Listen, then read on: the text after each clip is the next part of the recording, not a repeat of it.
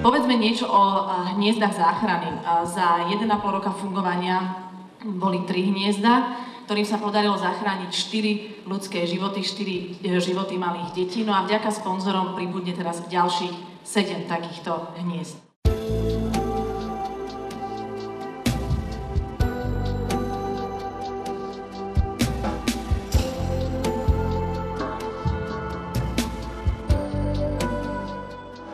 Predtým, než fungovali hniezda záchrany, poznáte tú štatistiku, na Slovensku sa našlo v priemere 7 mŕtvych novorodeniatok. Po necelom 3/4 roku, čo existujú 3, sa našli 4 živé detičky v hniezdach. Iba jedno malo opačný osud.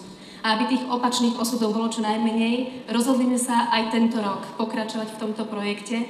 A naozaj, ja dnes za všetkých môžem povedať, že tento rok bol úspešný, pretože sa nám podarilo presvedčiť ďalšie spoločnosti, aby prispeli.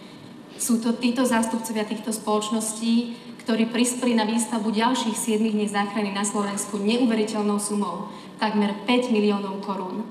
Ja vám veľmi pekne ďakujem.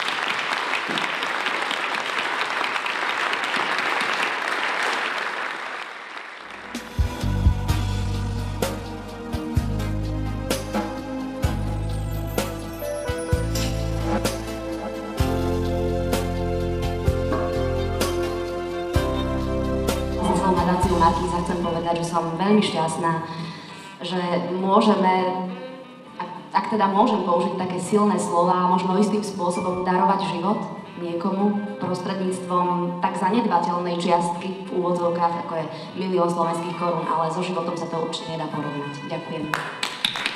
Ďakujem, Janke. A keďže som už načrtla tú otázku, mali ste čas si premyslieť, ale vy určite veľmi dobre viete, prečo ste sa rozhodli podporiť finančne takýto projekt. Dá sa to jednou vetou vôbec povedať? No, povedali nám, aby sme boli struční, takže jednou vetou. Ministerstvo zdravotníctva, myslím si, že veľmi rado podporilo tento projekt a nielen po finančnej stránke, ale aj po legislatívnej, aby bolo všetko v poriadku tak, ako má byť. Ďakujem. Veľmi stručne. Nech sa páči. Neviem, či tak stručne, ale si myslím, že naša spoločnosť sa snaží, pokiaľ je to možné, podporovať rôzne projekty a tento, keďže už bol v prevádzke a bežal, myslím, že nás tak na toľko oslovuje, že sme sa rozhodli ho podporiť a myslím, že sme ho robili dobre. Pekné aj stručné. Zatiaľ sa držíte dobre. Odveka životná filozofia hovorí, že deti sú najväčším šťastím a myslím, že jedno, či sú chcené alebo nechcené, snažili sme sa naplniť túto ambíciu. Veľmi pekne, ďakujem. Nech sa páči. Spoločnosť Mondi Business Paper SCP Ružomberok už dlhodobo podporuje sociálne aktivity v regióne Ružomberok. No a na otázku, prečo sa naša spoločnosť rozhodla podporiť práve tento projekt, by som odpovedal jednoduchou protiotázkou, čo môže byť viac, ako zachrániť ľudský život bezbranného dieťaťa, ktoré nechceme. Ďakujem pekne. Good evening, for you, we have the same question. You decided.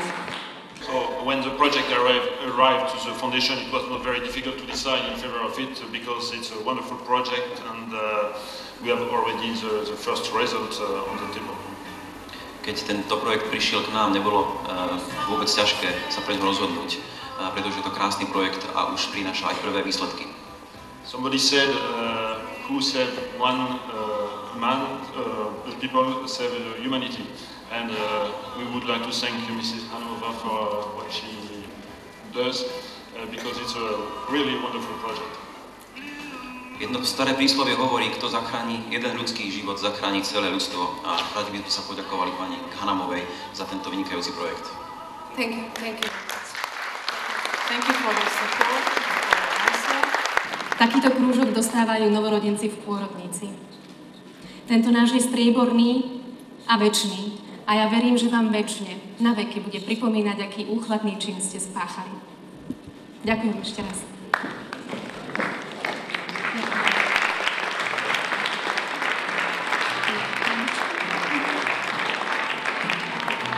Ďakujem ešte raz za vaše podporovanie záchrany. Ďakujem veľmi pekne.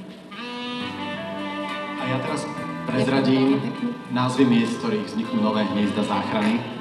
Konkrétne už v decembri, a to pri nemocniciach v Košiciach, v Banskej Bystrici, v Ružomberku, v Nových Zámkoch, v Nitre, v Trnave. A v Bratislave vznikne už druhé hniezdo záchrany po hniezde na Kramároch, už aj na Antolskej ulici v Petržalke.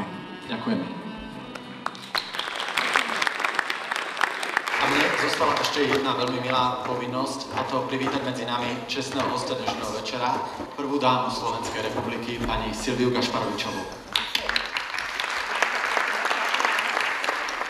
Dámy a páni, je pre mňa naozaj veľkou cťou, že prvá dáma Slovenskej republiky, pani Silvia Gašparovičová, sa rozhodla podieľať sa na rozvíjaní našej myšlienky.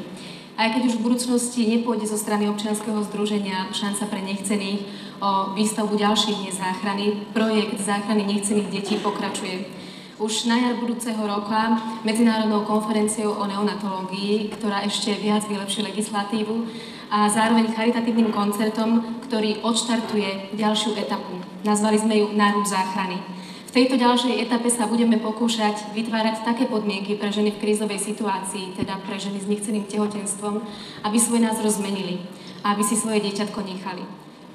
Projekt Nárúb záchrany má ešte vyššie ambície. Naozaj vítam takúto ušľachtilú myšlienku a vďaka patrí všetkým, ktorí takýto projekt pripravili a zabezpečujú jeho realizáciu.